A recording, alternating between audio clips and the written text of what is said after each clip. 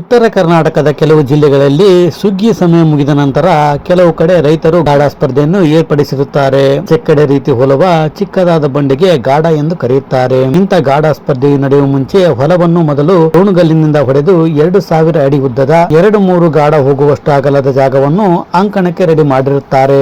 ಅಂಕಣದ ಎರಡು ಬದಿಗೆ ಅಳತೆ ಬೋರ್ಡ್ ನೆಡಲಾಗಿರುತ್ತೆ. ಸ್ಪರ್ಧೆಗೆ ಭಾಗವಹಿಸುವ ರೈತರು ತಮ್ಮ ಎತ್ತುಗಳನ್ನು ತೆಗೆದುಕೊಂಡು ಬಂದು ಎಂಟ್ರನ್ಸ್ ಫೀಸ್ ತುಂಬಿ ಸ್ಪರ್ಧೆಗೆ ಅಣಿಯಾಗಿರುತ್ತಾರೆ. ಒಂದು ಟ್ರ್ಯಾಕ್ ನಿಂದ ಒಂದು ಗಾಡ ಹೋದ್ರೆ 2 ಗಾಡಗಳು ಸ್ಪರ್ಧೆಗೆ ರೆಡಿ ಆಗಿರುತ್ತವೆ.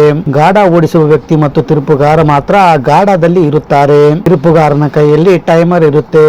1 ನಿಮಿಷ ಸೆಟ್ ಮಾಡಿ ಅಷ್ಟು ಟೈಮ್ ಆದ ತಕ್ಷಣ ತಮ್ಮ ಕೈಯಲ್ಲಿದ್ದ ಕೆಂಪು ಬಣ್ಣದ ಗಂಟನ್ನು ಕೆಳಗೆ ಇಡುತ್ತಾರೆ. ಅಳತೆ ಬೋರ್ಡ್ ನಿಂದ ಗಂಟು ಎಷ್ಟು ದೂರ ಬಿದ್ದಿದೆ ಅಂತ ಅಳತೆ ಲೆಕ್ಕ ಮಾಡುತ್ತಾರೆ. 1 ನಿಮಿಷದಲ್ಲಿ ಅತಿ ದೂರ ಕ್ರಮಿಸಿದ ಎತ್ತುಗಳಿಗೆ ಬಹುಮಾನವಾಗಿ ಬೈಕ್, ಚಿನ್ನ, ಬೆಳ್ಳಿ ಸೇರಿದಂತೆ ಹಣವನ್ನು ಬಹುಮಾನವಾಗಿ ಇಟ್ಟಿರುತ್ತಾರೆ. ಇಂತಹ ಗಾಡ ಸ್ಪರ್ಧೆಗಳನ್ನು ನೋಡಲು ಬಹುತೇಕ ಗಂಡು ಮಕ್ಕಳು ಬರುವುದು ವಿಶೇಷ. ಇನ್ನು ಬೆಳಗಿನ ಜಾವದಲ್ಲಿ ಓಡಿಸಿದ ಗಾಡಗಳಿಗೆ ಕಡಿಮೆ ಎಂಟ್ರನ್ಸ್ ಫೀಸ್ ಅಂದರೆ ಸುಮಾರು 2000 ರೂಪಾಯಿ ನಿಗದಿ ಮಾಡಿರುತ್ತಾರೆ. ಹೊತ್ತಾದಂತೆ ಗಾಡ ಸ್ಪರ್ಧೆಗೆ ಭಾಗವಹಿಸುವವರಿಗೆ ಹೆಚ್ಚು ಹಣವನ್ನು ಕಟ್ಟಬೇಕಾಗುತ್ತದೆ.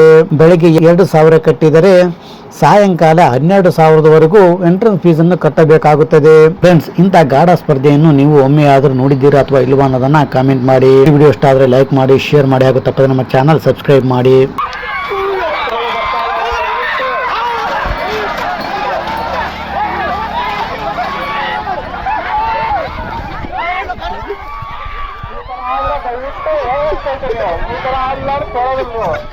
ನಿಮಗೆ ದಾರಿ ಬಿಟ್ಟು